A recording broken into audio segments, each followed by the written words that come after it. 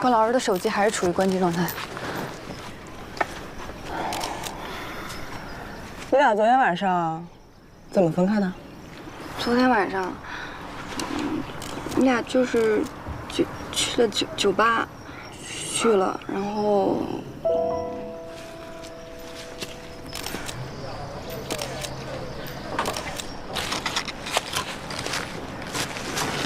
昨天晚上怎么着人家小姑娘了？你看把人家害羞的。我不是让你别过来吗？怎么又来了？啊？关老师，周迅什么时候到啊？应该是今晚。哦。赵倩，这是孙队。啊，孙队。管辖问题解决了吗？公安部已经做出了指认管辖的确认函，应该这2天就会过来。希望我们2市的刑警通力合作，早日破案。好的。走，哎，公安部有那么快吗？大家总不能白来吧，让周队圆个谎呗。小徐，干活吧。好嘞。你是不是昨天没休息好啊？你这儿。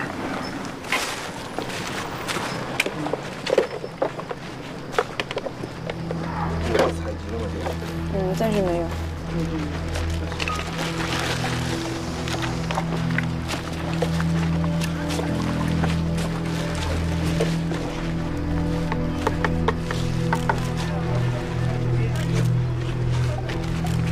怎么样？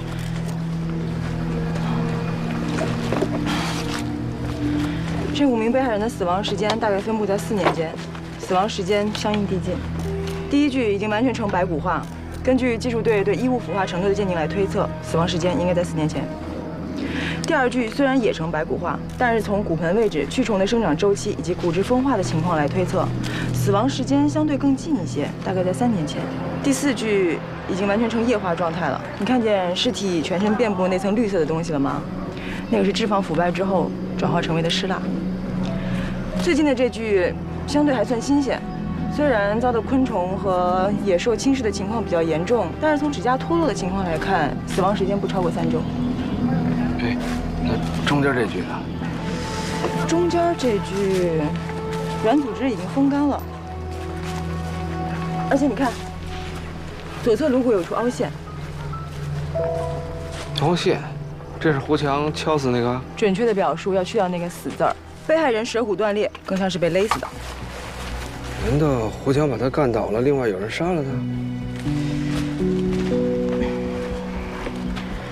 ？4年间5个人，咱们得会同江州警方查一下这些年的人口失踪记录。4年的失踪记录啊，这下可有的查了。所有的死者从骨骼判断全部都是男性，而且是16岁到20岁的青少年，都是小鲜肉。哎，周雪。周雪，我的意见是，现在的情况下，你最好别离开井冈。关宏宇是通缉犯，江州这边也得破案。咱们是刑侦支队，不是他关宏宇的专案组。再说这边有你，肯定没问题啊。对了，叶方舟那边怎么样？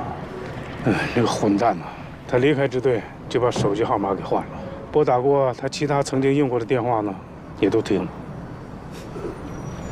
那你闺女的手机没停吧？哎，什么意思啊？老揪着这个？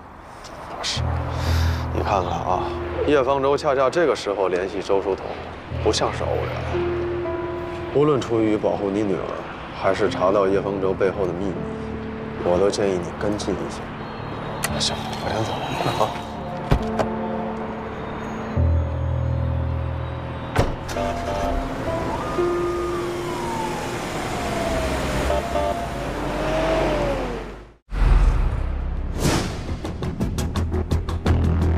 老周，没有啊？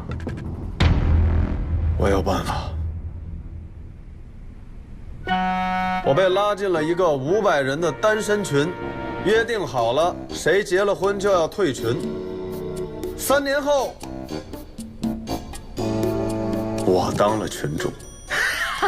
他刚才说什么？他说他是群主，他是群主啊！他成了群主了。超搞笑的视频，超恶搞的段子，和脑洞大开神评论、神套路，尽在最右 APP。没事儿，千万别下最右 APP。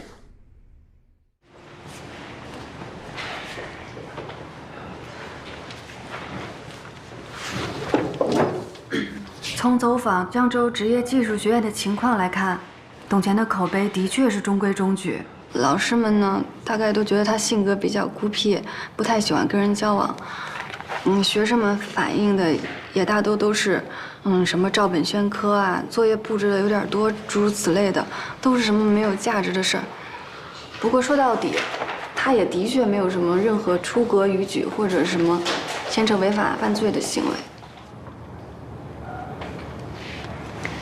赵倩，从我们委托沈阳铁西支队走访的情况来看，董乾在永旺化工厂任职期间，曾有过不止一次猥亵甚至是性侵男性青年职工的劣迹。不过这类事情呢，一是比较尴尬，当事人也未必愿意闹大；再者，从法律上的界定来说，相对模糊，所以最严重的一次也不过是按违纪给了个处分。怎么还有这样的人呢？再后来，化工厂发生泄漏。包括董乾在内，在岗职工幸存的一共有6名，每个人赔偿金是27万。董乾拿了赔偿之后，就离职迁居到这儿了。27万？那他东华园小区的房子？我查过了，总共是42万6，房子是按揭买的，还有一半现在还没有付呢。月供多少？1800。他那辆车至少20-30万吧？那辆车也是贷款买的，月供是2000。等会儿，他在学校的工资是多少？这个呀，我问一下。好话不嫌多，你继续忽悠江州的警方，让他们抓紧找这个董乾，无论如何先把人找出来。好。董乾在技校的工资，再加上津贴补贴，总共每个月能拿到4600，但是刨去他3险1金还有7788的，他只能拿到手的也就3000出头而已。然后他还要每个月交3800的贷款。然后他还有闲钱去古玩城淘货，别忘了，还有拉菲。照这么说，董乾真的是活得很奇怪啊。查清楚这个董乾除了工作之外还有别的收入来源没有，然后让沈阳警方配合走访一下他的父母，搞清楚他家庭的经济状况。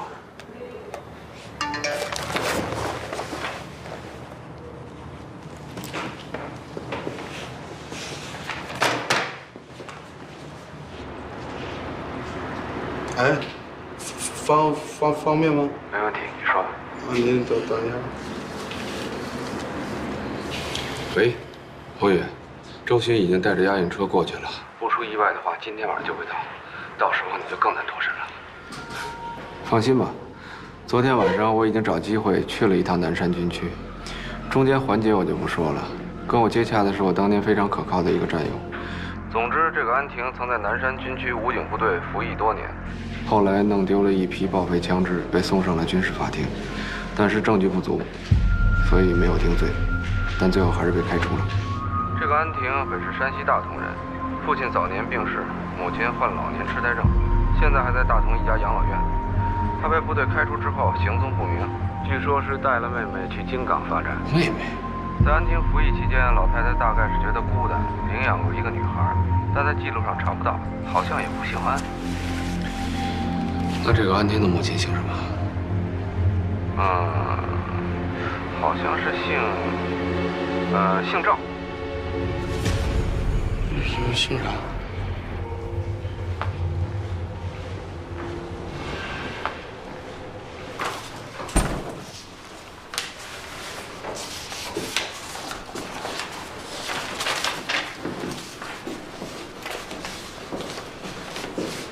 哦，对了，小徐，哎，小周好像找你呢。好，我去看看。对。怎么样？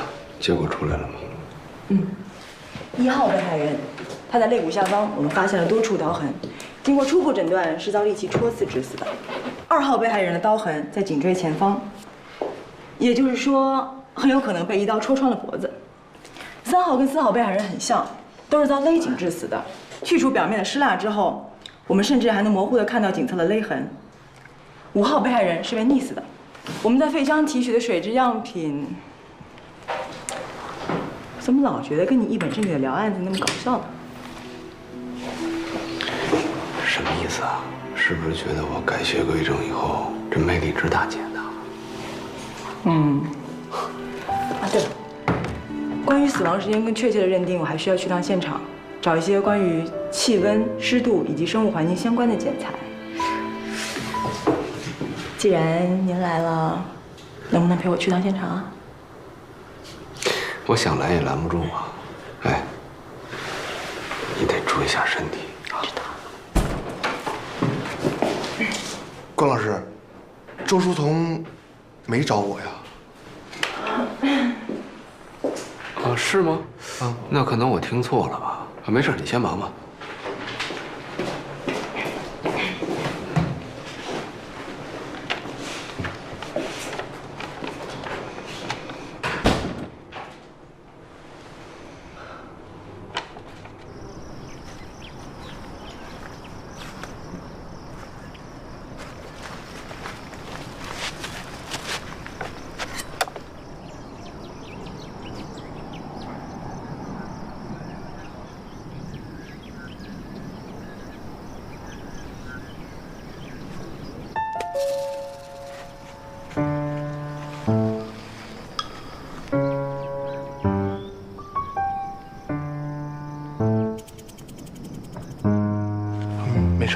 没事。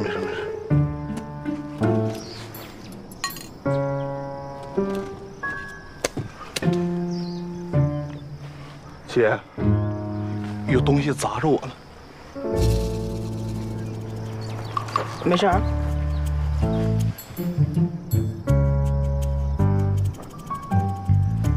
谁？姐，我上个厕所。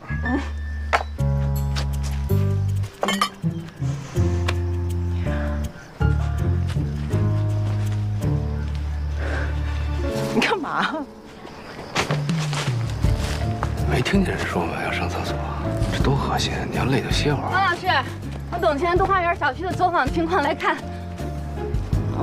物业、保安还有同楼的居民都不止一次发现董前时不时的就带一些男性青年回家，但他因为是老师，所以大家以为他带学生回去补课呢，也就没有多想。但谁能想到？是，这个从现场情况来看呢，犯罪嫌疑人很可能是董前，但也不能视为我们就掌握了确凿的证据。但是冷却期和被害方式都不一样的话，那关老师您是怎么确定的呢？是这样啊，我跟你说，这连环杀手不等同于疯子，有时候谋杀行为只是在实施某种犯罪的结果的延伸，也就是说，这凶手在行凶的时候未必就真的想置被害人于死地，但结果被害人死了。你看那第一具尸体，他是遭利器反复戳刺致死的。那您的意思是，第一名被害人很可能是跟凶手在发生暴力冲突的时候被杀死的。第二具尸体呢，也是遭利器戳刺致死，但手法就利索很多了。颈部一刀毙命，凶手的手法进步太多了。但是利器所造成的开创性伤口会造成大面积的失血，其实对于他清理现场会很麻烦的。所以凶手就改用勒杀或者其他不见血的方式作案，而最后一名嫌疑人溺死的。这样看来，凶手的作案手法越来越成熟了。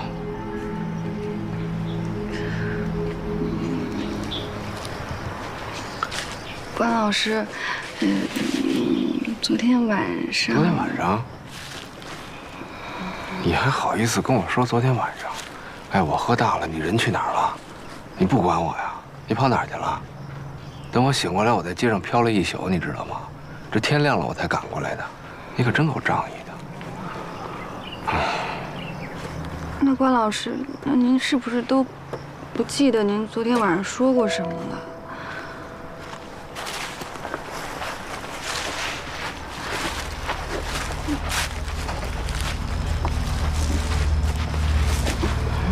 关老师，其实我昨天晚上就想告诉您，太阳出来了，你看得清楚那片树林吗？嗯，什么树长那样？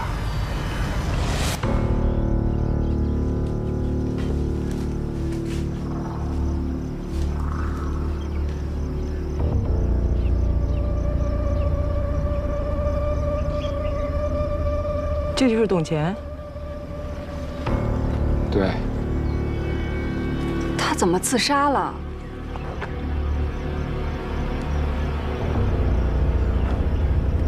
那瓶61年的红酒呢？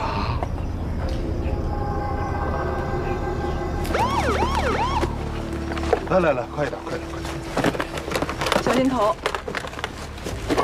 慢点，来，姐。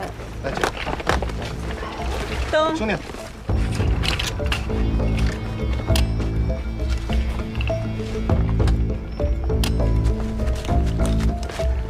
关老师，周队说还有1、2个小时就要到了，不过我们这边是不是要结案了？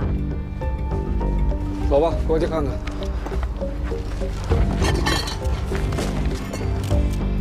刚刚送了吗？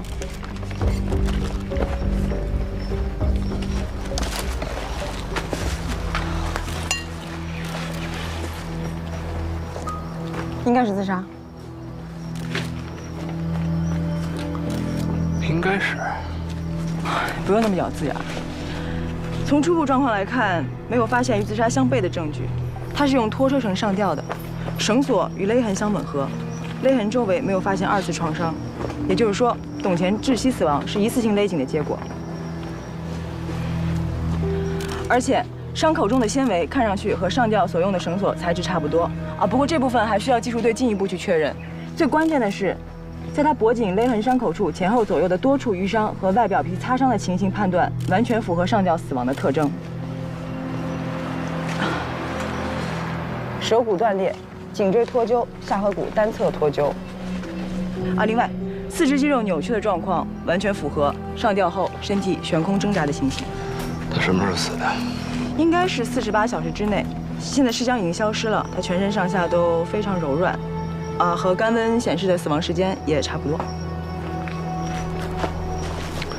照你这么说，他确定是自杀了。你这么一说，好吧，可能我刚刚的描述有点不太准确啊。我基本可以断定董乾是上吊死亡。至于有没有人拿枪指着他，垒好石头，系上绳索，然后再套在脖子上，一脚踢开这些支撑物，就不是我能告诉你的。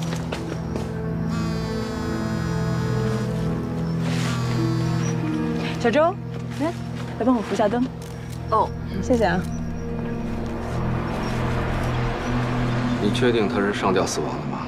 对，不过亚楠刚才也说了，光凭上吊死亡的认定啊，不能排除他杀的可能性。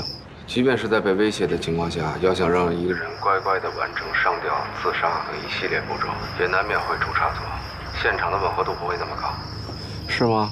怎么了？说不上来，反正就是觉得有点怪怪的。你可以说来听听。有时候直觉，并不是没有任何现象或证据做依托的。你也许还没有掌握对于线索的整理和归类，但结论并不一定是错的。是这样啊，董乾消失以后呢，我们按照正常的搜索逻辑找到了他的车，然后从他车里找到了一个单筒望远镜，上面定焦的距离刚好让我们找到了一地的尸体，然后从抛尸现场回望。又很容易地找到了董乾上吊的地方，这一切都太顺利了。我觉得好像哪儿不大对头。你拿到那个望远镜的时候戴手套了吗？当然戴了。那个望远镜是什么材质做的？金属、复合塑料还是橡胶？上面有没有喷涂？这你查一下是什么材质做的。如果是常规的材料，上面应该有指纹。哎，你的意思是说？那镜头上可能有别人的指纹，重点是，那上面到底有没有指纹？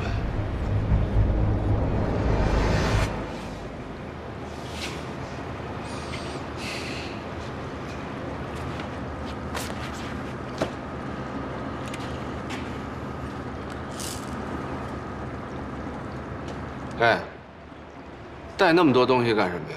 轻装前进，知道吗？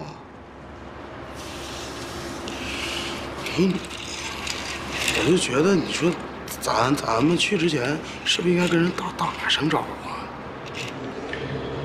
宏宇特意支开周巡，就是为了缓解京港这边的压力。他要知道我去的话，肯定不会同意的。惹那个麻烦干什么？不，我就觉得我思前想后啊，你想不想听听我的意见？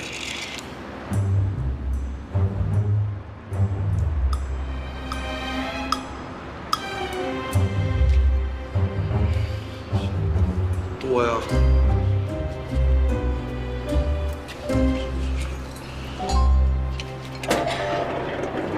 郭队，人压过来了，下来。保持放下，23，走。老关，哎呦，辛苦了，啊，亏了你和小柔过来，这才短短2天，这案子进展了一大块。没什么，不过队里要能拨出点经费，多给我们开一间房，我跟小周也能睡得踏实点，是吧？不是，什么情况？你们俩睡一间房？你这孩子，你怎么回事啊？我电话里不跟你说的很清楚吗？让你给关队一个人开一个单间儿，你怎么回事啊？啊？可能没听懂他，怎么就不明白呢？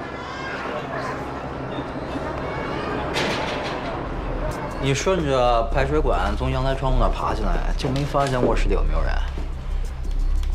我们一般进到别人家之后，都是先去门口把门给反锁了，防止房东突然回来嘛。然后呢？我锁好门，往回走，我就看见一个小伙子从卧室那个方向就走出来了。他出来的时候穿的什么鞋啊？啊？我问你，他出来的时候穿的是拖鞋、皮鞋还是旅游鞋？他穿的拖鞋。我们俩打斗的时候，他因为穿拖鞋滑倒了，所以我有印象。接着说。然后我就从这儿，这个酒架上拿了一个酒瓶子，使劲对着他的头打了几下。当时出了很多血，我有点吓懵了，我什么都没拿，打开门我就跑了。那瓶子碎了吗？碎了。在哪儿碎的？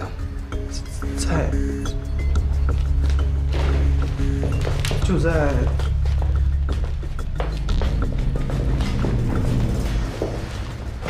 大概就这儿。他当时怎么躺的呀？头朝哪儿，脚朝哪儿？躺下给我看看。他当时头朝这边，就这样。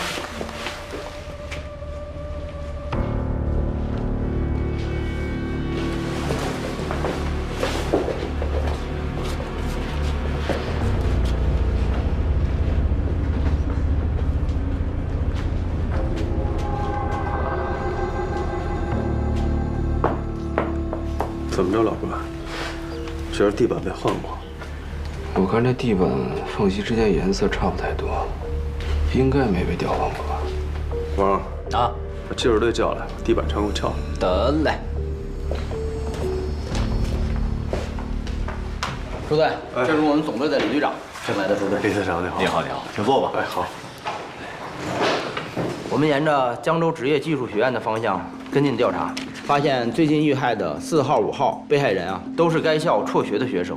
2位受害人生前都或多或少受到家庭的影响，导致耽误学业，平日里结交了许多的社会上的闲散人员。从东花园小区保存的监控视频里啊，我们已经查到了最后一名被害人和董乾共同进入东花园小区的记录，时间上啊和法医给的死亡时间基本上吻合。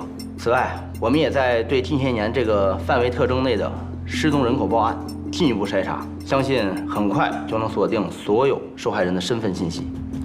周队，您这边哦，正好。资料，我们在胡强指认的地板下面发现了血迹和红酒残留。他在2年前的9月15号入室行窃，并且伤害了一名男青年的犯罪事实已经被证实了。再联系咱们两边的法医对3号受害人的检验的情况来看呢，3号受害人和这个男青年很可能是同一个人。但是3号受害者是死于舌骨断裂，说白了吧，也就是被勒死的，并非胡强所为，应该另有其人，或者很可能是董乾干的。这儿。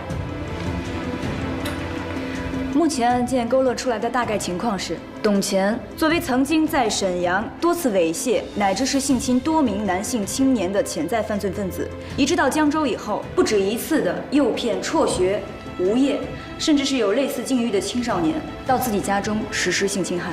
我们有理由相信，更多的受害人没有遭到杀害，只是没有报案。哦，另外那个，我们官队认为这个案子还有一些疑点，官队。 哦，目前还有2个地方，我觉得有点蹊跷。第一就是在董乾的车里发现的那个长筒望远镜。这个望远镜的材质是碳化的复合橡胶做的，随便谁一摸就能沾上指纹。但是这个上面非常干净，没有任何的指纹。当然也不排除董乾在每一次用完之后把它擦拭干净，但是这事儿有点古怪。其次就是我和周警官在第1次走访董乾的时候，发现他的酒架上放了好几瓶的拉菲，其中年份最早、最贵的那支红酒，和董乾一起失踪了。 验尸报告表明，董乾的胃里、食道还有嘴里面都没有红酒的遗留。这么贵的一瓶红酒，将近30万，就这么没了，这事儿有点说不过去。官队，您提的这2处疑点有什么建议性的推测或者是侦查方向吗？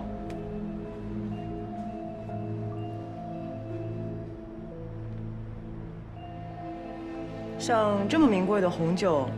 流通的范围应该很小吧？对，我觉得可以查找和监控一下这种高档红酒的流通渠道，看看近期有没有人出手一瓶61年的拉菲。官队的意思是，本案除了董乾，还有可能存在其他的同案。我确实怀疑这个案子，除了这个董乾和被害者，还牵连其他的人。至于这个其他人跟董乾是不是同案？ 这就不好说了，就像周队刚才说过的一样，这个案子有可能还活着更多的被害人，所以不能排除可能是其中一个被害人所为。你的意思是，也有可能董乾是被某个被害人出于报复性目的而杀害？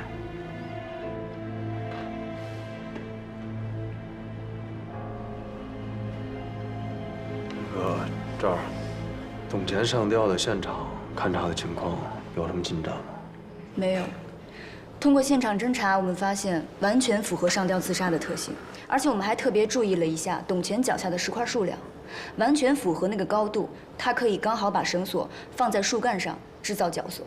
但是现场的地质状况不好，足迹采样很困难。总之，我们还没有发现除了董乾之外还有其他人在场的证据。那好，咱们就继续按照这个方向侦查下去，尽快的核实 所有被害人的身份，也按照官队所建议的，调查一下本市的高档红酒市场，争取早日完善所有的破案细节，圆满结案。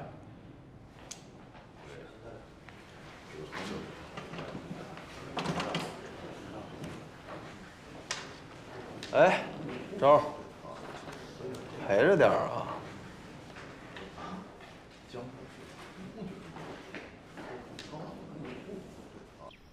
关老师，您在看什么呢？验尸结果和现场勘验都符合上吊自杀，怎么符合？不是说，所谓符合，就是所有证据推测出来的，对吗？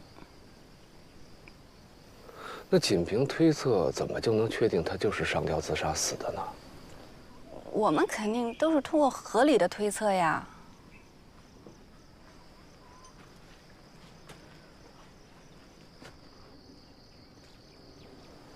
车上有拖车绳吗？有。去拿来。哦。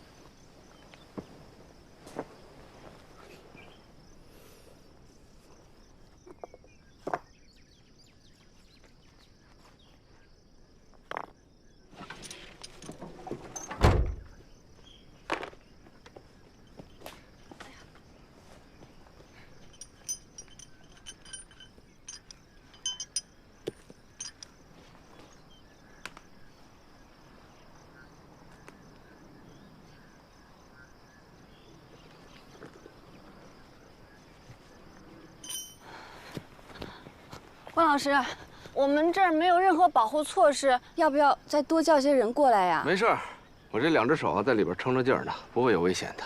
一旦不行了，我就赶紧挣出来，放心吧。那您要是挣不出来该怎么办啊？上策呢，就是你赶紧过来，抱着我的腿往上举，明白吗？中策就是你可以先打电话求救，再过来抱着我的腿。当然，这样我活的几率也不大了。那下策呢？下策就是你拿手机给我拍个视频，然后再把队里的人叫过来，看看我冒着生命危险做的这个试验跟董乾自杀有什么区别啊？哦。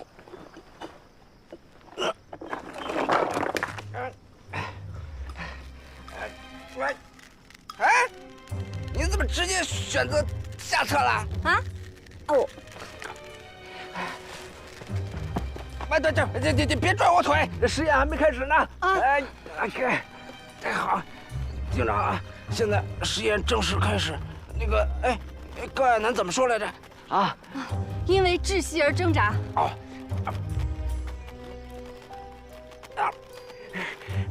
哎，对了，这挣扎多长时间啊？啊，1、2分钟到3、5分钟。什么？那你还不赶紧掐表啊？哦。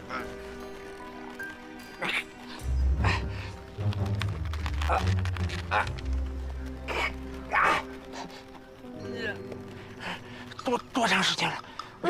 关老师，时间差不多了，我放你下来吧。你别往下拽我呀！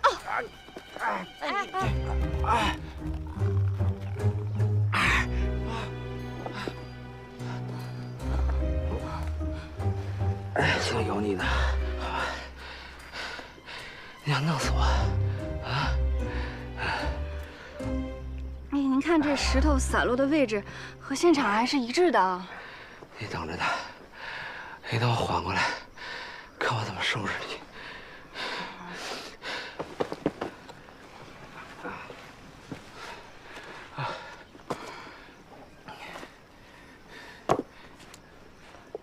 关老师，我。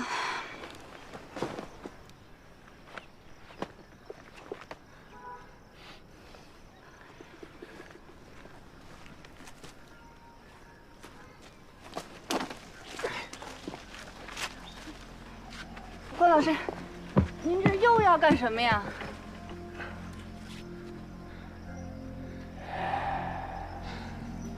手机给我。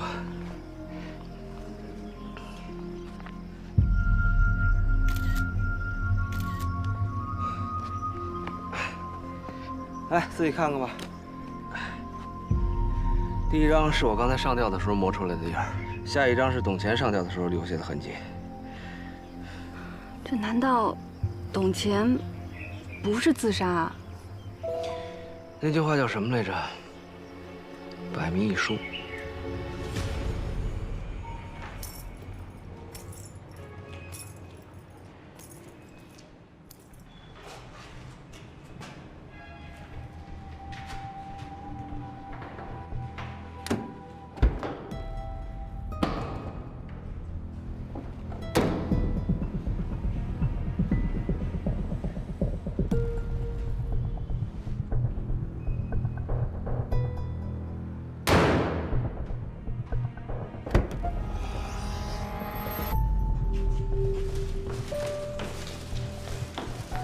关老师，快点！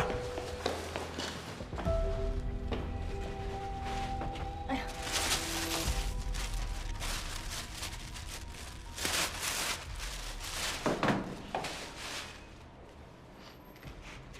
现在这4S店的销售人员，这培训素质越来越差。本来一个电话就摆平的事儿，害得我非得买个电瓶。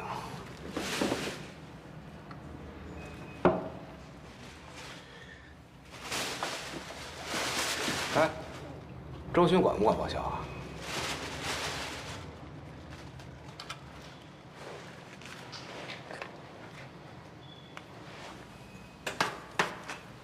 上车。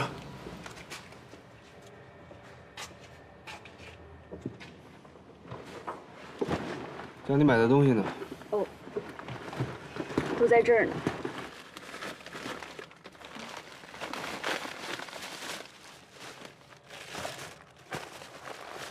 喝吧，别客气。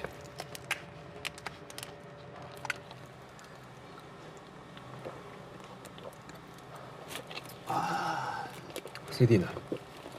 在这儿。哎，没有精选集啊？这是最新的了。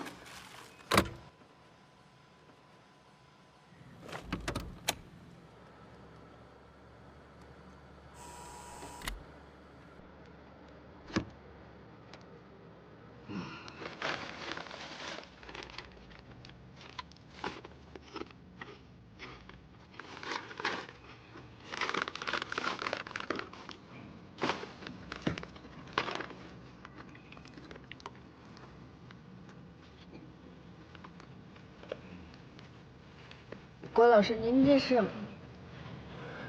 怎么样？这2天跟我住一个房间，没休息好吧？肯定累了，好好放松放松，休息一下。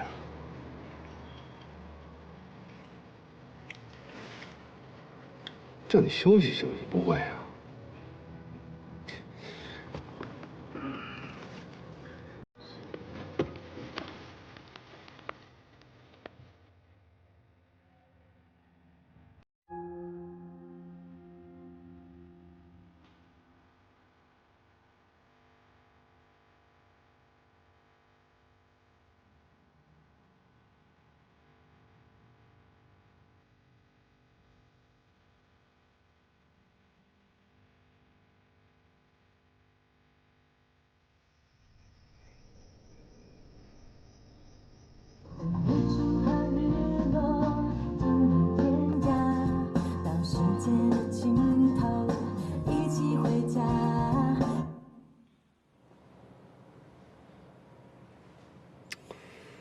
就是它了。电瓶是没电了吗？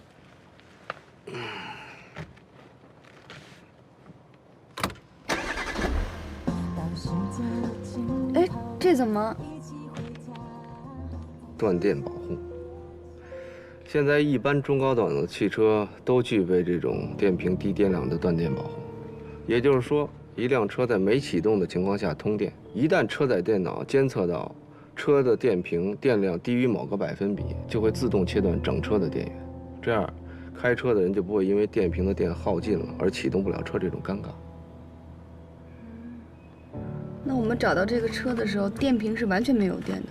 这么说，这种情况就根本不可能发生。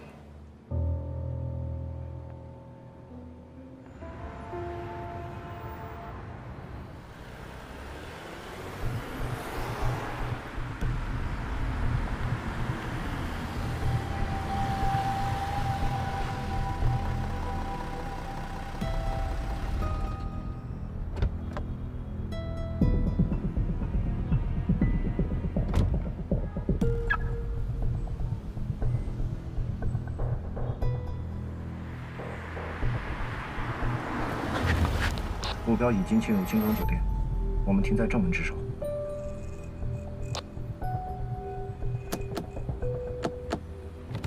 啊，刘队，你俩回去休息吧。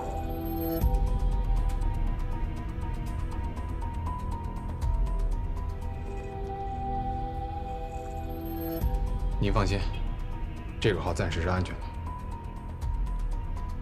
我不知道，很难摆脱。我也不清楚背后还有谁，但是现在刘长勇死咬着我不放，您看，您能不能想办法解决一下？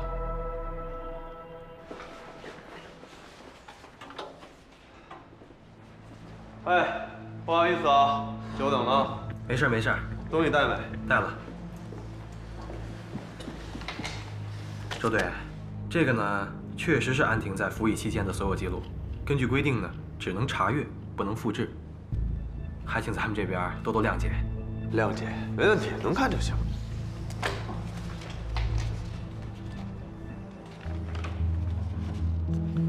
哎，对了，关于那个5四手枪那些呢？啊，那个确实是安婷在服役期间负责押运的那批报废手枪。资料里面有详细清单，您可以核对一下。周队，听说安婷前段时间在京港闹出了点事情。是。说是她后来因为拒捕，持枪拒捕。那她让我崩了。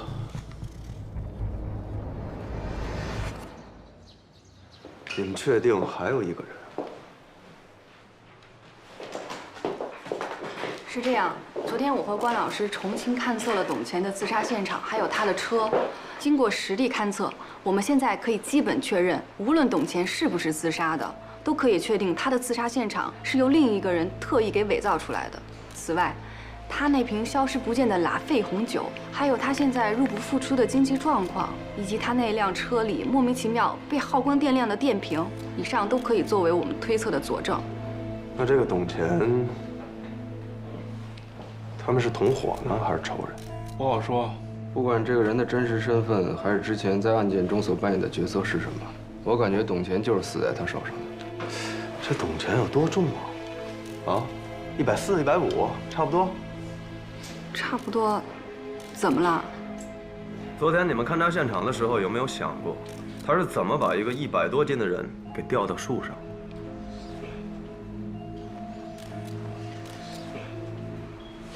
哎，是不是他拿了根绳子把他自己系了起来，然后就拴上去了？把自己拴上去那么简单啊？有句话叫死沉死沉的，听见过吗？别说100多斤了，你找个跟你差不多重的，你拴树上试试。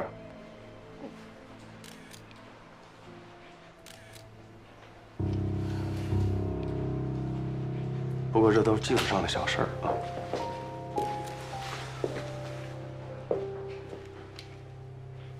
既然你们都这么确定还有一个凶手，那就不妨朝着这条线查下去。周队，哎，您来一下吧。我先过去。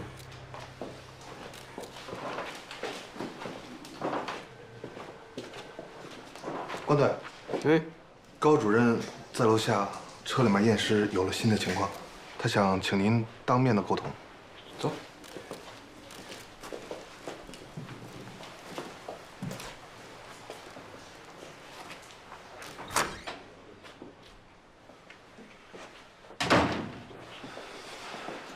仔细点啊！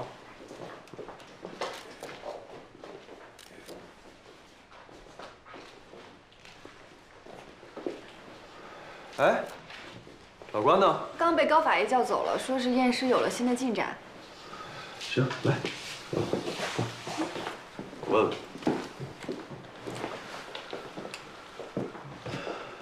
这2天你是不是24小时形影不离的跟着老关？是啊，一直待在一起。晚上睡觉也在一块儿？啊？我的意思是，晚上睡觉你们是不是睡在一个房间里？这你知道的。他有没有和外界有什么不同寻常的联系？没有。周队，您为什么一直不信任关老师呢？啊？自从我们来到了这儿之后，关老师一心扑在案子上，尤其从一开始，我或者是任何一名普通刑警都有可能忽略的，甚至放弃的情况下，只有关老师坚持下来了。如果没有他的这种执着，那我们怎么可能发现这些线索呢？你想说什么？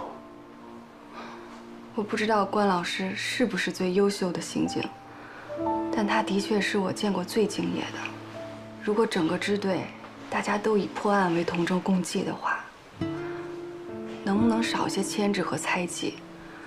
我知道是周队您把我从警校招到这里来的，我很感激您，也很敬重您，但我真的只想好好的学习如何做一名刑侦工作人员，而不是被当作用来监视关老师的间谍，或者牵制我父亲的棋子。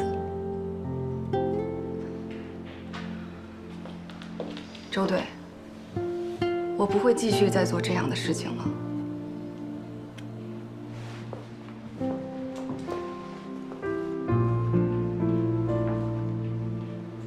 走吧。哎，老关，正好，江州总队的技术人员需要留下你们2个指纹，就是你们第一次来这现场留下的指纹，他们要做个排查，要排除你们。哎，我们的指纹队里不都有备案吗？还灰金刚曲架，啊，你在这给他印一个不就完了吗？省事儿。来，马铃儿的。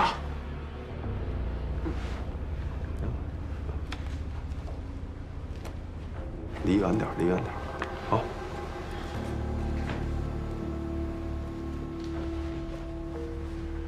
马铃儿的。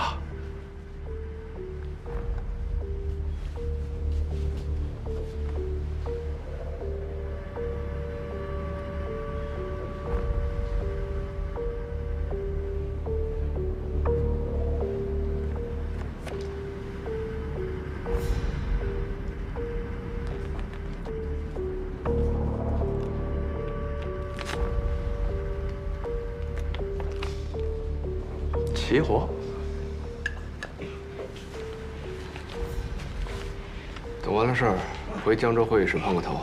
这个案子我大概想明白怎么回事了。嗯，好。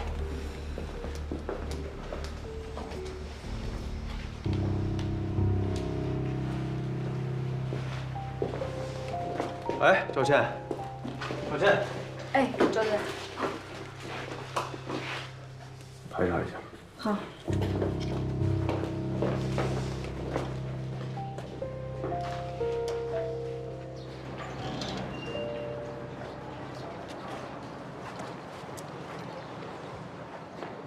方老师，对不起，之前和这次都是因为……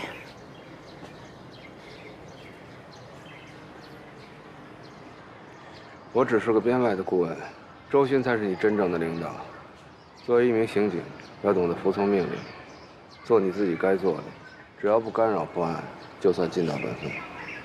关老师，难道说你一直都……我一直都想跟你说，没必要跟我道歉。关老师，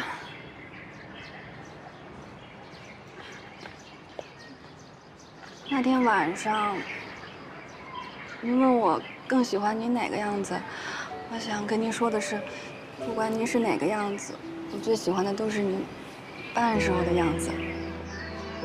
先开车去。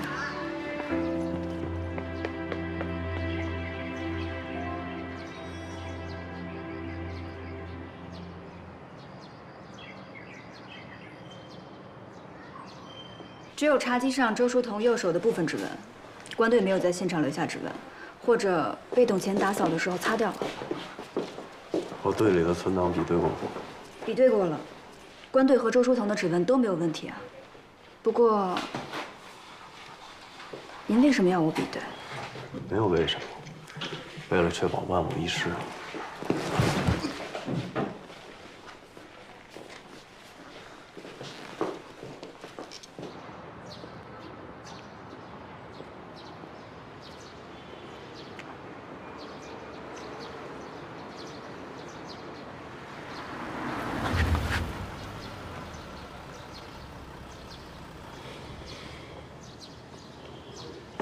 你们过来怎么也不告诉我一声啊？我也是奉命行事啊。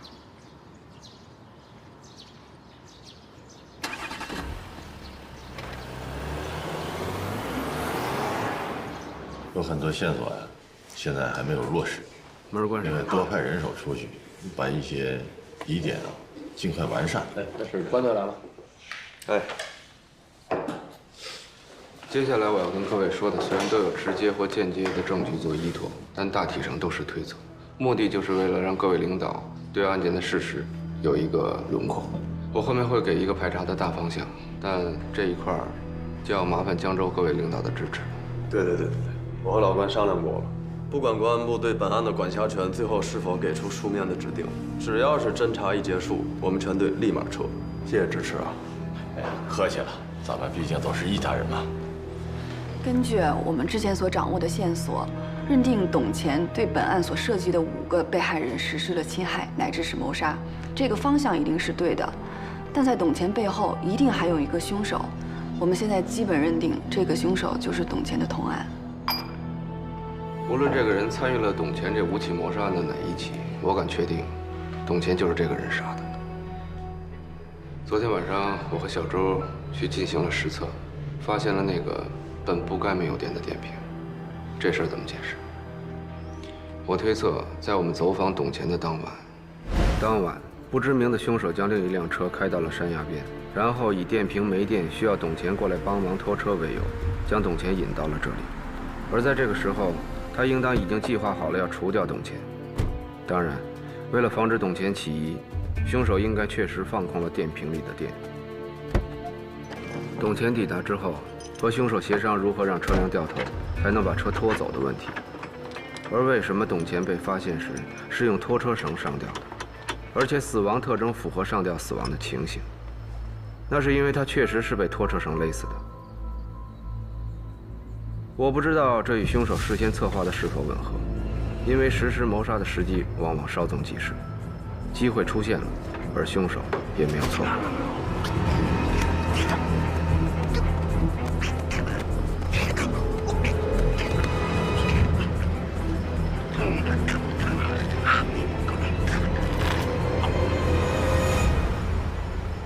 凶手虽然顺利地勒死了董钱，但在步骤上的偏差却导致了一个尴尬的局面。他一个人是拖不走自己的车的。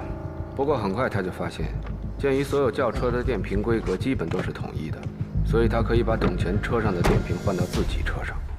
凶手自以为很巧妙的设置，却恰恰成为了他致命的纰漏。那是因为他没有想到董钱驾驶的那款 A4L 轿车具备低电量断电保护功能，使这个电量耗尽的电瓶成为了本案中一个无法自圆其说的重大疑点。我们在复查中发现，董钱车上那个单筒望远镜上没有留下任何指纹，这个单筒望远镜极有可能是凶手留下的，而他将望远镜侧距定焦的位置，恰恰定在了董钱之前抛尸的位置。他之所以这样做，应该是为了让尸体能够尽早被发现。那他是如何伪装董钱上吊自杀现场的呢？一旦我们确定了董钱是被凶手所杀这个前提，那么从他上吊自杀的现场就不难还原凶手伪造现场的方法。而这个自杀现场中，凶手还是百密一疏，留下了线索，绳索在树干上留下的磨损痕迹。不过老关，之前我问过你啊，100来斤的死人把它挂在树上，就算换成我也不是件轻松的事儿。这个死人是不是他没配合？这事儿不难，稍微有一点物理和机械常识的人都做得到。什么意思？定滑轮。凶手会在树上临时设置一个定滑轮，再用定滑轮把尸体吊上树干，最后只需要拆掉这个定滑轮就可以了。如果我们再回到现场勘查，应该不难在树上找到安装定滑轮的痕迹。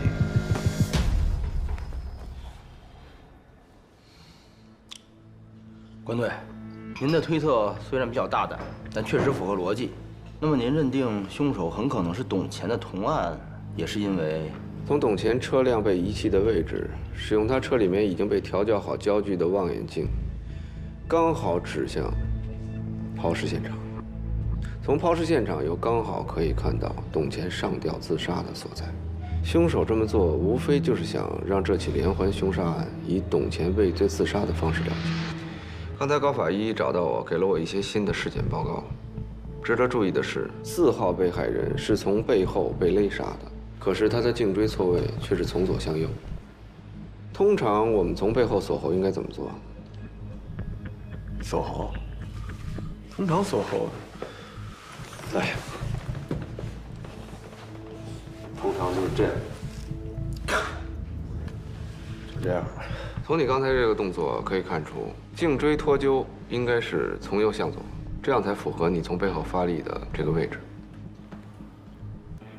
明白，就是说4号受害人是被个左撇子从后面给勒死了。可董钱不是个左撇子。从尸体的证据看来，这个凶手应该是董钱的同案。那说好的排查方向呢？啊，小郑，你看一下那个传真传完了没有？好。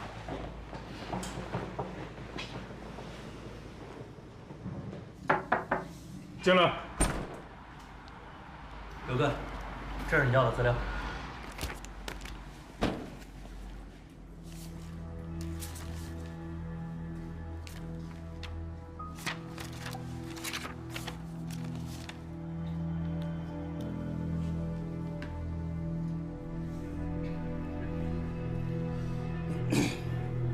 哎，老刘，什么情况？情况倒是一切正常。不过姓叶的那小子很可能猜得到，或者是已经发现自己被监控了，一直无所事事，东游西晃。他肯定换了新的手机号码，不过我们还得查出来。行吧，那我这儿也快完事儿了啊，等我回去咱见面聊。哎，等等，根据我们之前获取的叶方舟的手机号码，技术队调到了通话记录。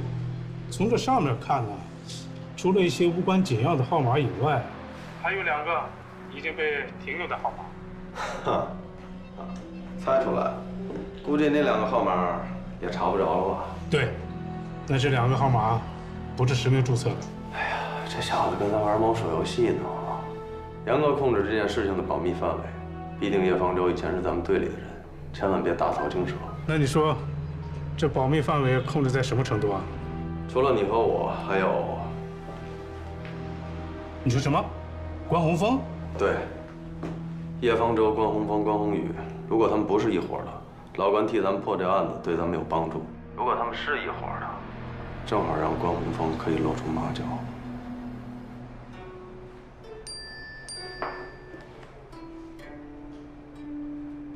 他到了。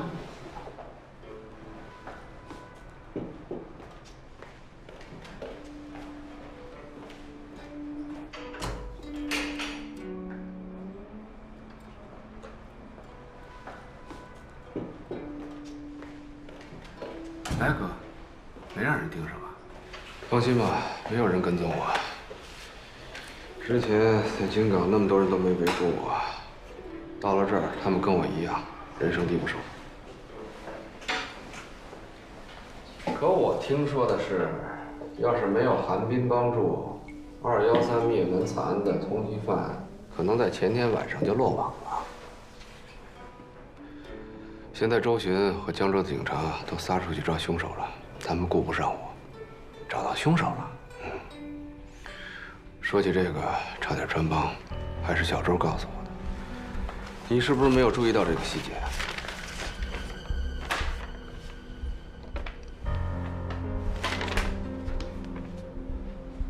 怎么是他？你好，您是物业的吗？我是修管道的。我们向沈阳警方核查过了。董乾之前在友邦化工厂任职的时候，曾经有多次侵害和猥亵男性青少年的行为，其中闹得最大的一起，受害者就是这个人。他叫冯坤，现年27岁。泄露事件发生的时候，他正好当班。我们猜测，董乾一定是抓住了他一些把柄，所以迫使他变成了一个奴仆性质的胁送犯。你怎么确定就是他呢？这个纰漏还是你找到的。那天冯坤开车上山，开的是一辆物业公司的大众汽车。我们后来找到了这辆车，并且从车上找到了董乾车上的电瓶。可是电瓶的规格应该都一样吧？董乾的车刚买了2年，他用的是奥迪原厂的电瓶。你的意思是，他一直在帮助董乾杀人？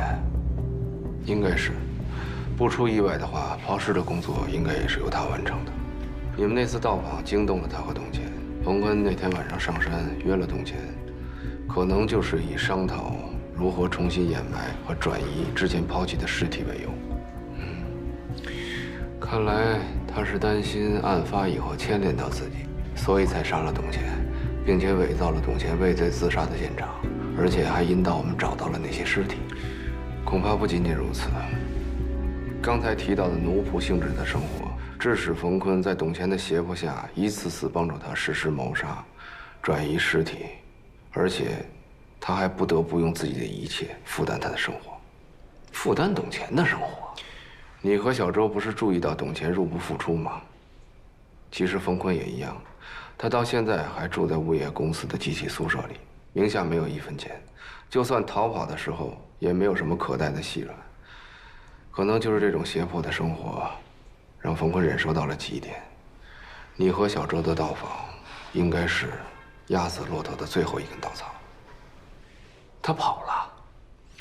我想他应该是看到警察频繁地出入董乾的住所，担心纸包不住火，目前在逃。那你还不赶紧帮周巡去抓人啊？刘烨，要不你回避一下？好。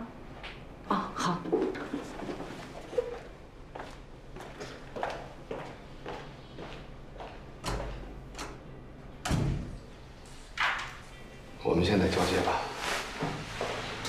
哎，这不还没到晚上呢吗？从查无此案开始，就是因为你的坚持，所以才慢慢揭开了案件的事实。每一个步骤疑点，还有每一条线索，都是在没有我的帮助下，你自己独立跟进的。所以最后的抓捕，你更有资格去完成。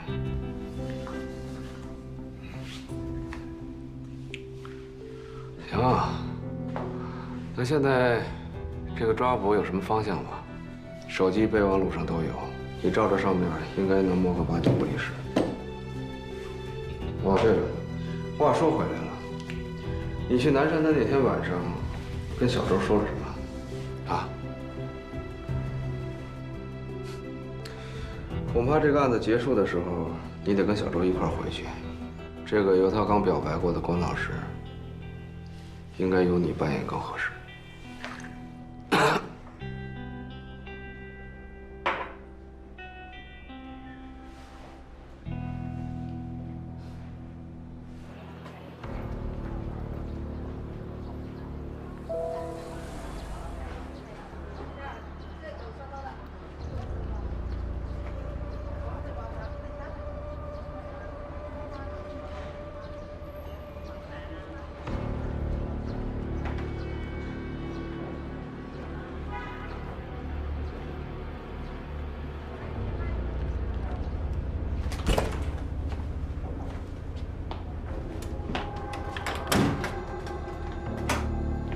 关老师，幸亏你提醒我要摘掉车牌，我看他还真盯着那辆车看了很久。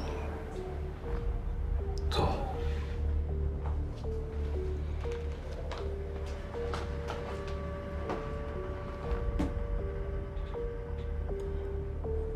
没想到你们这么快。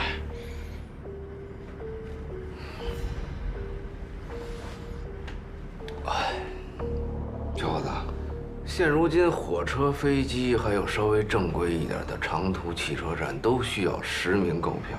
你的选择并不多呀。你以为你骑个摩托车我们就找不到你了？可是你恰恰疏忽了一点。我们呢对你家里电话做了一个布控，发现你给家里去了个电话，而这个电话是从一个加油站附近的公用电话打过去，而离这个加油站最近的，不需要身份证就能登记的酒店，就这么一家。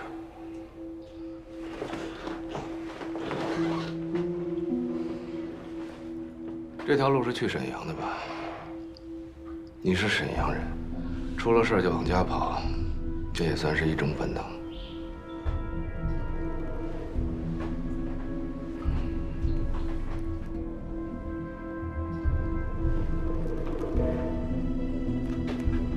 这瓶酒不是董乾带走的，是你杀了他以后去他家里取走的，对吗？好酒啊，30多万，放6年前也得20多万。我猜这瓶酒是董乾用你在友邦化工厂的赔偿金买的，对吗？那次事故，原料工厂的门警报响了以后，是我锁死了原料工厂门，可是被他看见了。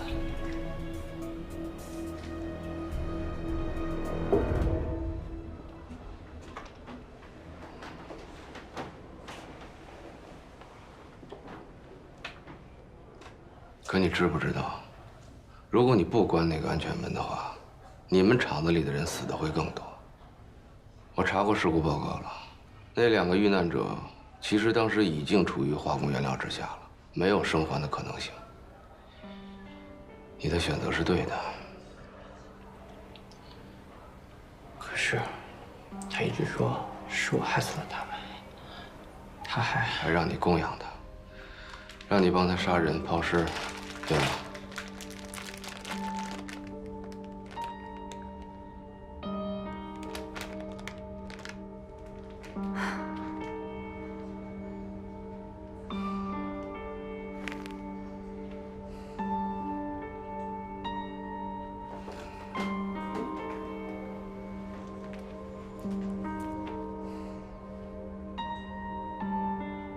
好酒啊！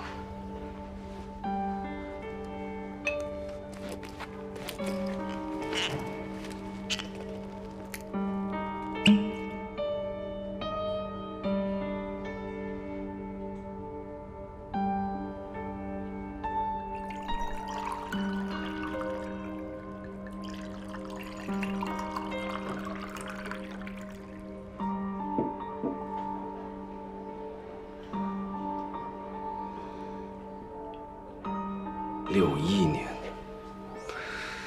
就是不一样啊，可惜没有像样的酒具。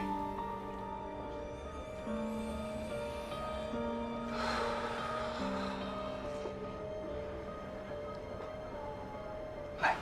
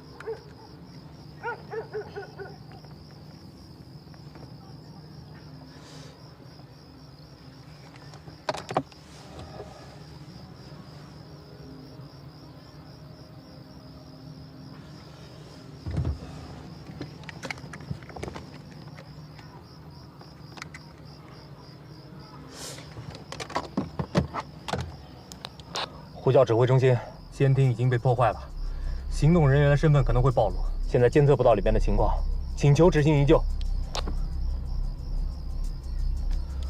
呼叫指挥中心，情况危急，请求执行营救。原地待命。什么？现在事态不明确，贸然行动会破坏整个计划。我命令你原地待命。可是里面……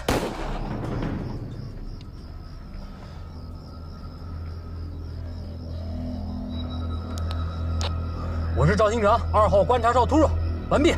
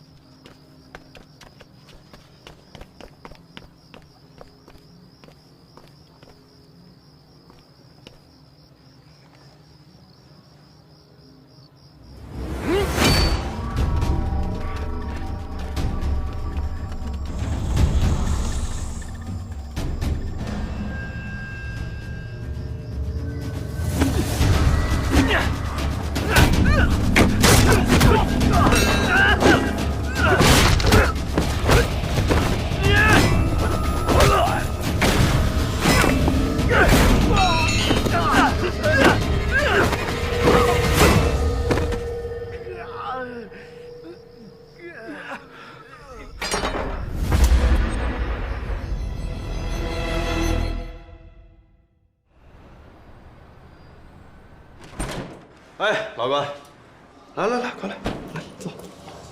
找我什么事儿？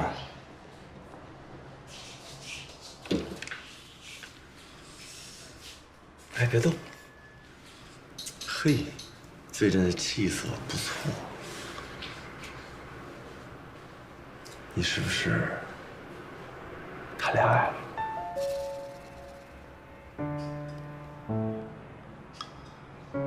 你到底想说什么？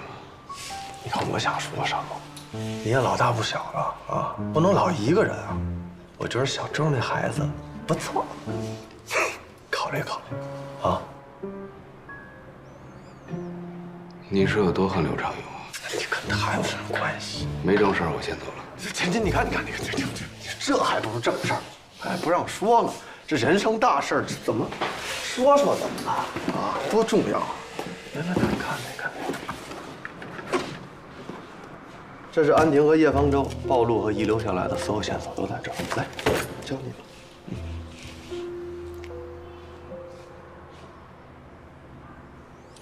什么意思？让我调查？你信得过我？他俩以及隐藏在他俩背后的人，不管与你弟弟的案子是否有关系，肯定都不是什么好人。从这个立场上，我相信你。你相信我？对，因为你是个好警察。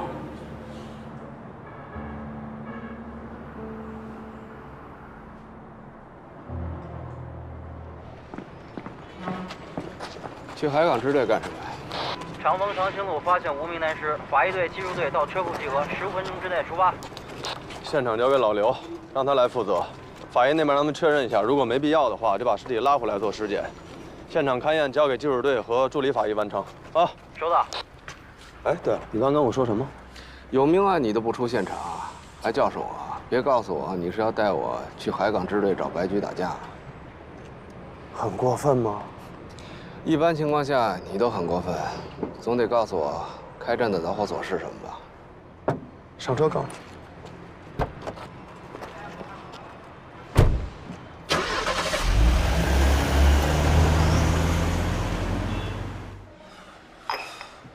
我已经安排人去安抚他母亲了。是他女朋友找的我，他都失踪快48小时了。这个状况我也很担忧，并且也加派了人手去找他。毕竟小赵干了这么些年，也是老刑警，应该出不了什么大事儿。没想到把你们哥俩也惊动了。白菊，他是什么时候不见的？前天晚上，下班以后。当晚，他和东部地区队的2个探组到双榆树去摸排一个入户盗窃团伙。行动结束后，他就没归队，大家就以为他回家了。那最后见着他的是谁啊？好像是东部地区队的小曹。他出任务的时候配枪了吗？这个我还真不太清楚。不过你们就放心吧，我们会尽快找到他。毕竟是队里自己的兄弟，大家也都很担心他。行，那就给您添麻烦了。一有他的消息，有消息一定通知你们。那我们先走了。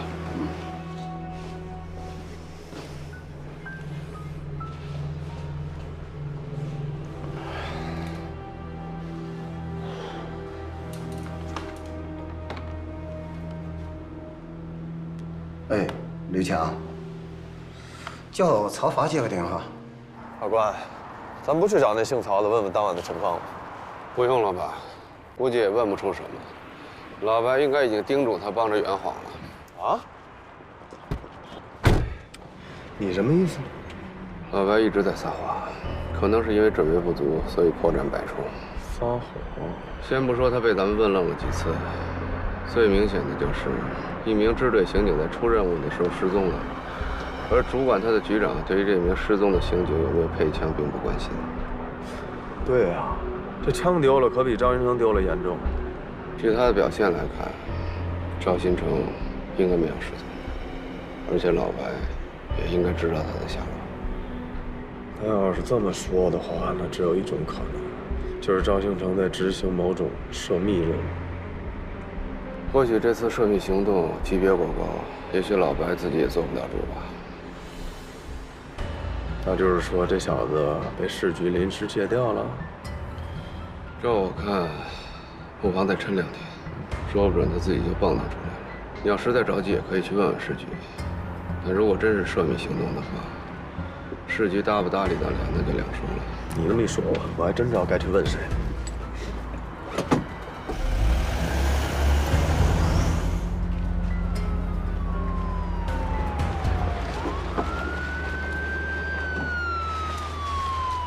刘队啊，亚楠，身体都这样了，还出现场？多谢刘队关心啊！您都来了，我怎么能不在呢？哎，周巡跟关队呢？哦，他们去那个海港支队了。去海港支队干什么？刘队，我们刚刚对死者的指纹进行了排验，发现网上在逃记录里有他。死者名叫季杰，今年44岁，今年年初因为涉嫌贩卖枪支，被全市通告协查。知道了。严兰，你这边什么情况？好，小徐，来，小徐，快点给刘队介绍一下情况。刘队，这不是第一现场，他是被抛尸过来的，死亡时间不会超过48小时，死因是利器割喉，他身上没有钱包，左手手腕上有明显的代表痕迹，但是表已经没有了。同时失踪的还有他中指的戒指和脖颈上的项链。他手指上戴戒指的印儿倒是能看出来，不过这项链儿……死者双侧锁骨有轻微的红肿病变，这种状况大多数都是由于对金属材质过敏造成的，由此可以推断死者生前佩戴过警示。要是再做个切片检查的话，说不定我还可以告诉你过敏源是啥呢。这金银细软都被撸了，难道是抢劫杀人？刘队，你见过抢劫杀人还单独抛尸的？多备几份啊！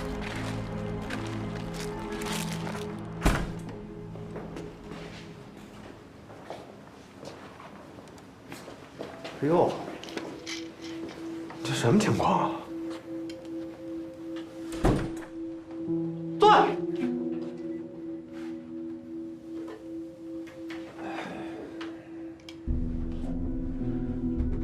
关队，好了，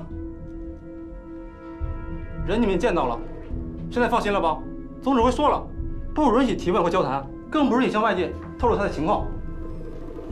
你们这种处置合法吗？这事儿轮不到你操心。如果他涉嫌违法犯罪，可以走正常的羁押程序，这叫什么？关禁闭啊！我说了，这事儿轮不到你操心。这又不是部队编制，不存在这种处理方式。你们这么做跟非法拘禁有什么区别？我说了，这轮不到你。你他妈复读机啊你！你干嘛？你还惦着帮了我们不成？我问你，他哪说错了？啊？哪他妈错了？说话！有什么意见，你们可以跟总指挥谈啊。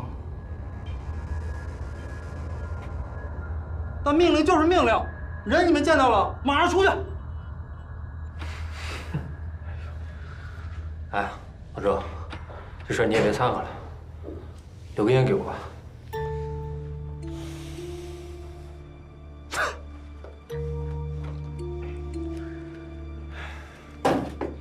哎，这怎么了？你只能点着了给他。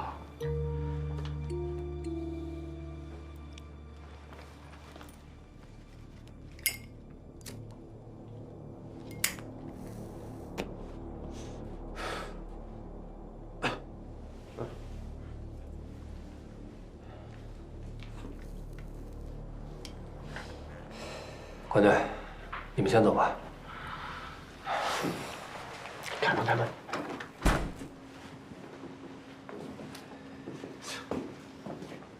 哎，曾哥，又怎么了？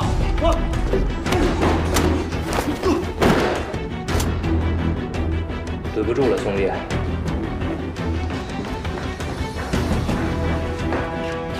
别让手机使，赵医生他跑了。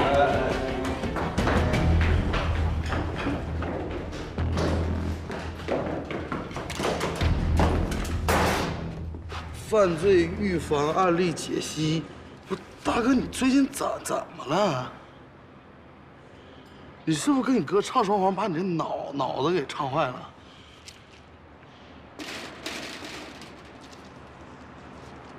哎，这可是稀客。等会儿我得洗把脸收拾收拾，咱继续。哎，不是你快，我先洗把脸，稍微收拾，有头发你这。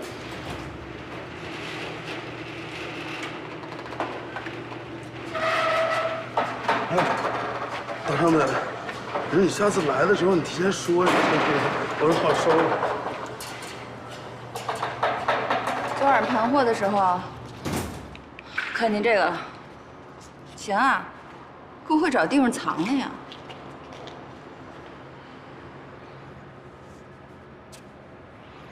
你用那什么牌子的洗发水？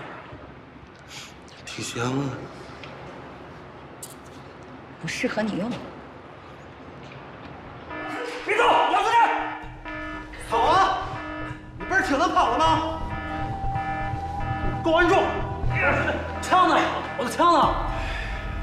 傻蛋，哪有从正门往外跑的？带回去。带走。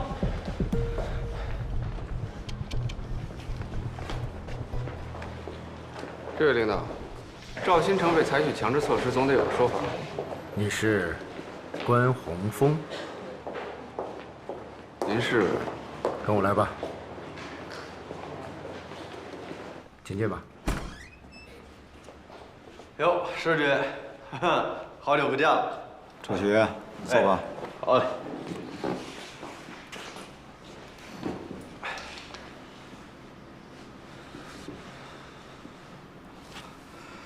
关队长，算起来咱们可算是老同事了。师局，施广陵，以前咱们分局政治部主任。嗨，你看，这才几年啊，现在是市局的副局长。久仰，就是有点没对上号。嗨，老关一般对这个当官掌权这事儿不太感兴趣。再说以前开会都是派刘长勇来，也难怪你们没见过。关队长可是干事的人呐，这一点我早就有耳闻。周鑫呐，我给你开后门，可不是让你给我添乱的。是。接下来我要说的，一定要严格保密。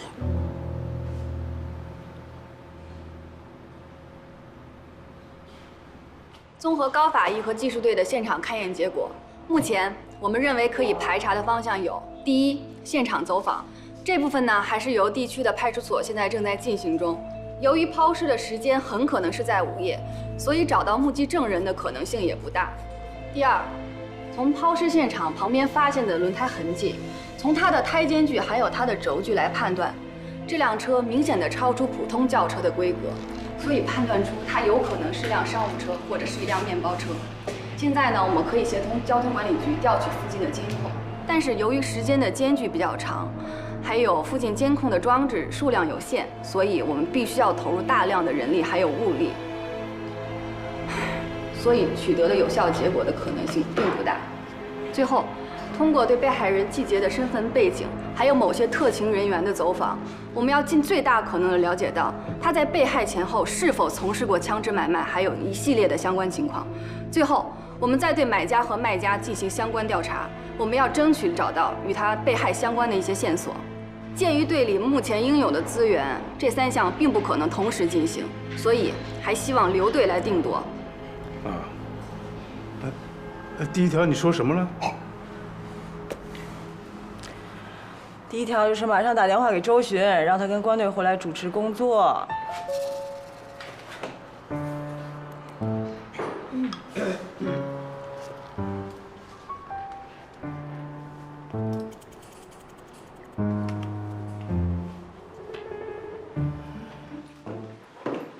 这个施广陵能把整个案件的细节跟咱们说这么清楚，你跟他挺熟啊？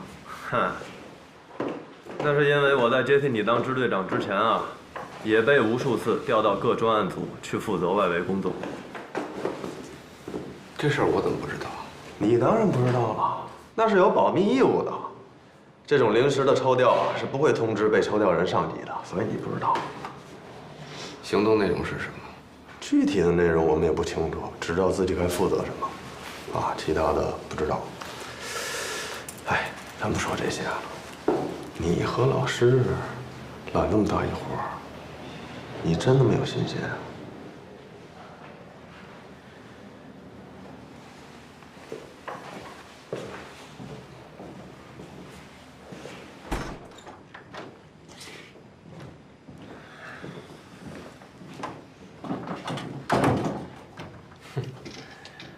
这回连烟都不让发了吧？行，别嘚瑟了啊！听关队安排。情况我们已经了解了。说句心里话，如果换做我的话，也未必能做得比你更理智。不过我也不觉得施广陵的命令有什么问题。对，大局为主，任务第一是吧？干咱们这一行的，面对危险，总要有个心理准备。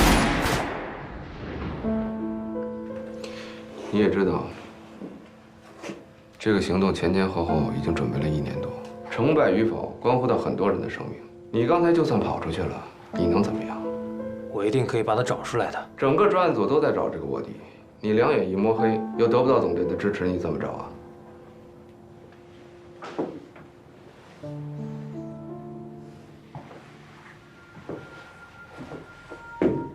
实话告诉你，我已经跟施广陵谈妥了，我和周巡会协同专案组找这个卧底，尽可能的让行动恢复到正轨上。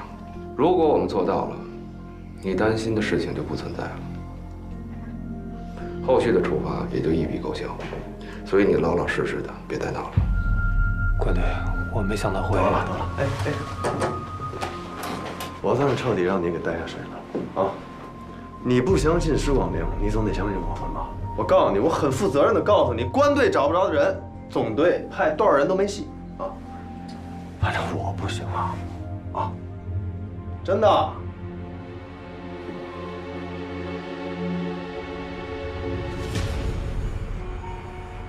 你要去卧底，你开什么玩笑啊？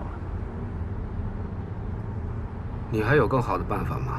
老关，真不是瞧不起你啊，这渗透行动和你破案是两码子事儿。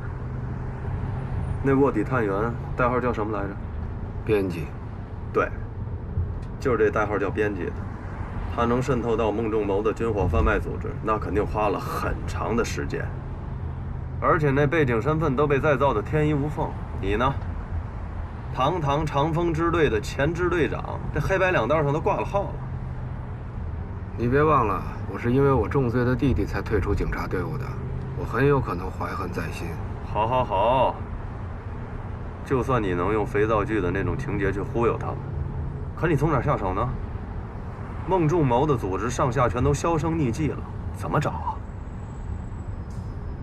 这个我会想办法的，不过你也得配合我演这出戏。从前天晚上突发的情况来看，这伙人千里迢迢从缅甸过来，谨慎得很，而且反侦查能力极强。看来定位和监听都不可行。哼哼，那感情好，你这一渗透进去，就跟失踪了一样。那我的工作就变成找你们俩了呗。但不管怎么说，我觉得值得冒这个险。从某种情况来看，这批枪很有可能就是当年安亭坚守自盗的那批报废枪支。话要这么说的话，那安亭的案子刚刚有了进展，还不算从那个长兴路拉回来的那具尸体，你这一甩手全交我了啊！我兼顾不了所有的工作啊，我还得保证你的安全。放心，我的安全不是问题。哎呦嘿，我还真不知道你这自信从哪儿来的。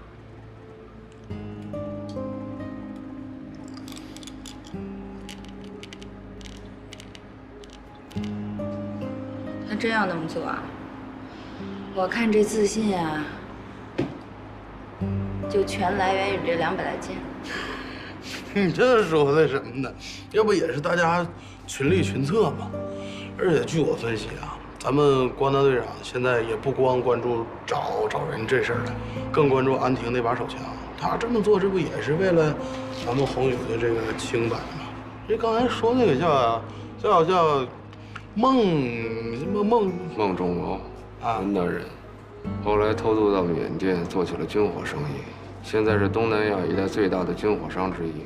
他有一个哥哥，一个姐姐，哥哥常年在云南以贩养吸，后来被武警打成筛子了。姐姐做偷渡生意，被抓进去以后判了无期，现在听说已经从监狱转到精神病医院了。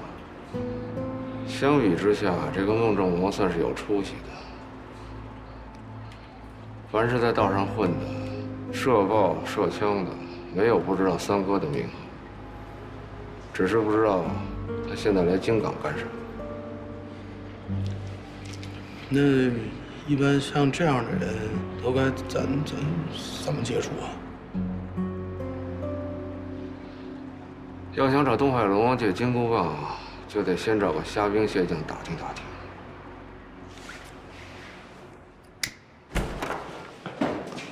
来，兄弟都到这份上了，真是仁至义尽了。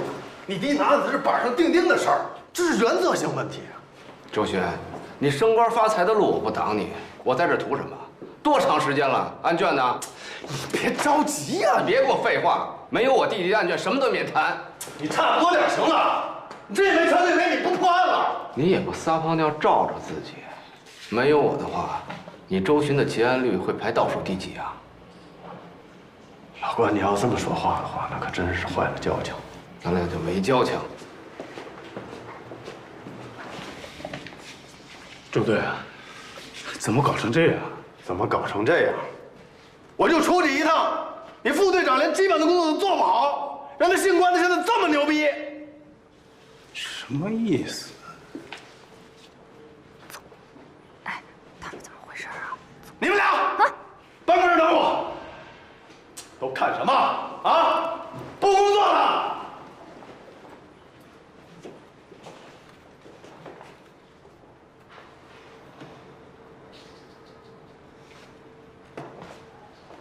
小王，带2个探组去关峰他们家去监控，把他所有的出入时间都告诉我，给我盯紧了，听明白吗？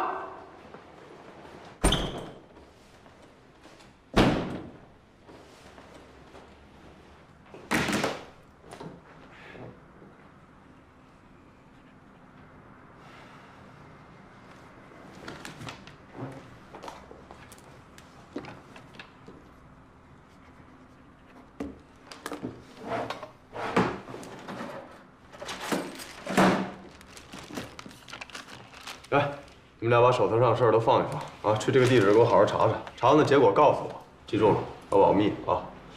再就是关峰峰的顾问身份已经被解除了，你张仁贵技术队管，回头我再跟你。关老师怎么会？不会敲门啊？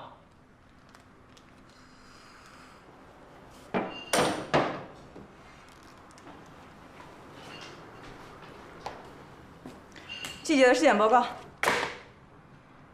谁教你跟领导说话用拽的？啊？朱璇，你嚷嚷的2里地外都听得见，为什么我不管？我是主任法医，级别上跟你平级，你拿我撒气，你找错人了吧你？跟现任的支队长讲级别啊！我告诉你，从今以后谁也别在这给我摆老资格。你吃错药了。你再说一遍。我说你脑子有病吧？你打算以后靠耍官威统领咱们队吗？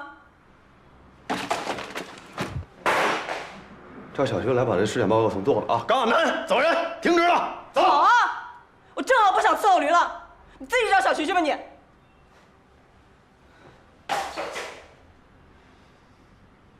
还愣着？关门！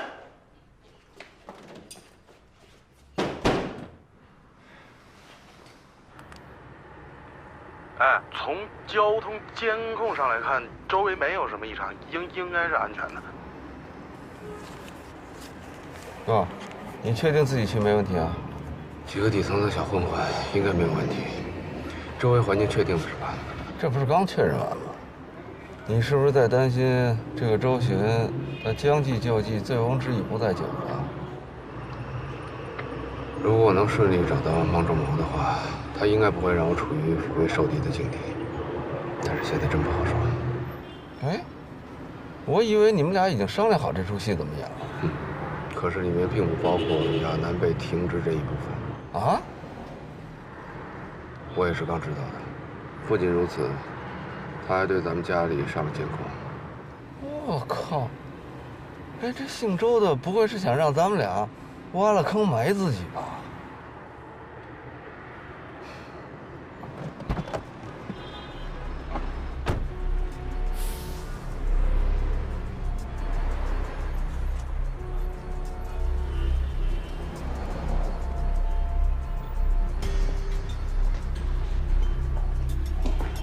老板，先生你好，买点什么？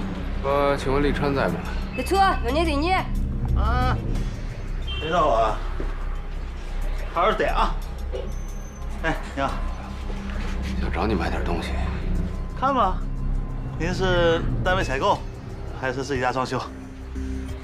找你买点特殊的东西。您什么意思？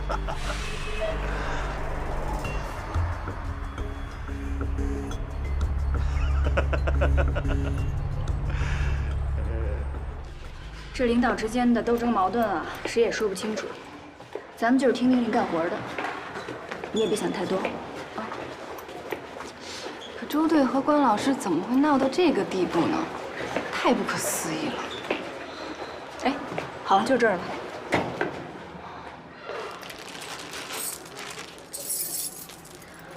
我说这个钥匙怎么这么眼熟呢？原来是从安婷尸体上找到的证物。这么说，这是安婷的住所？可能吧。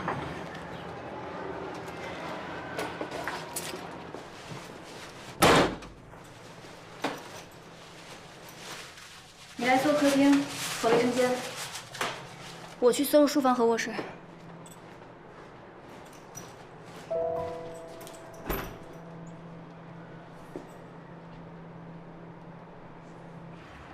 哎，他出来了。看这架势应该没成，你信不信？你怎么知道？不信咱俩打个赌啊！行啊。要是没成的话，你泡我哥。嗯。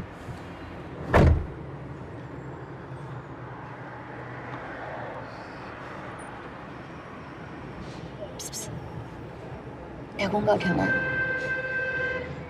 这个叫利川的人好像根本听不懂我在说什么。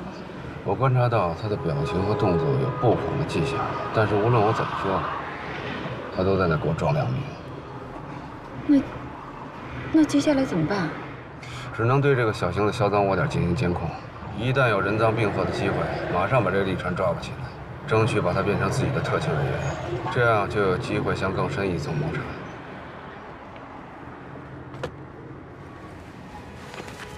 哥，手机给我，快点啊！快点，别啰嗦。你别盲目行动，好不好？这种渗透工作，像这种渗透工作就不能渗着。哎，那衣服也得换啊！换什么衣服啊？少穿个马甲，他认识我这张脸。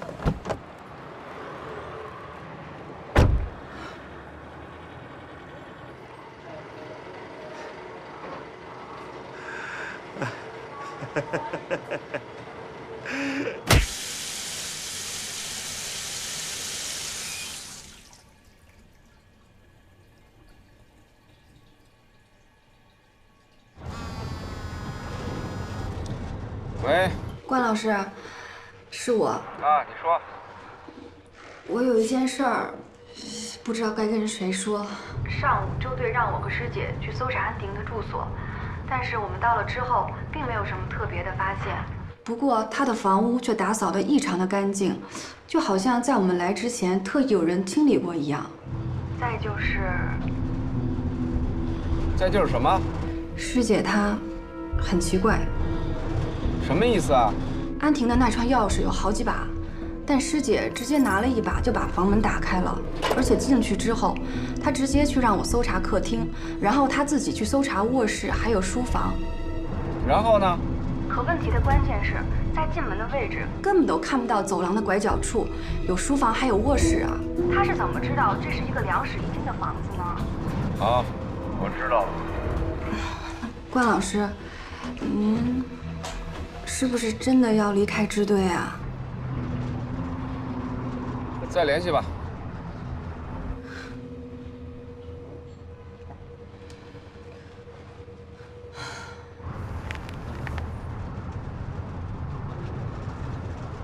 哎，我说你那剩下半颗牙，要是难受就掰下来吧。这嘴老歪着也不好看呐。不崴了，不崴了，不崴了，我正过来。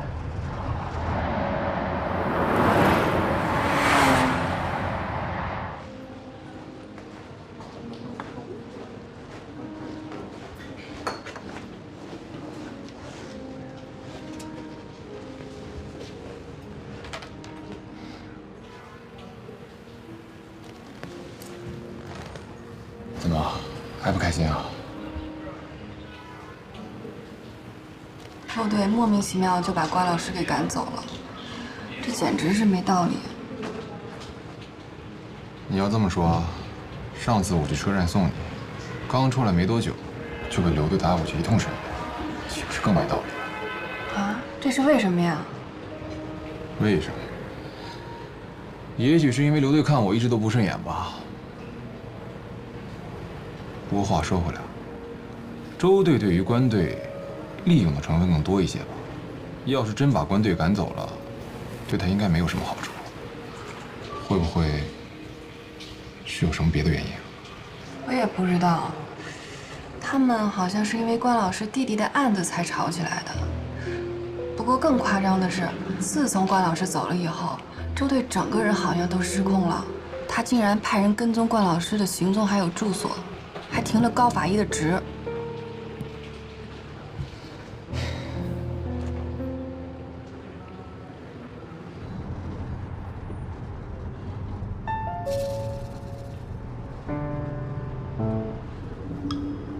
哎，要是这哥们儿一会儿带我去见的还是个饭桶的话，我就帮你把剩下那半颗牙给卸下来。不会，这次带你见这个金山，是三哥手底下的二当家，干我们这行的都认识，错不了，是吗？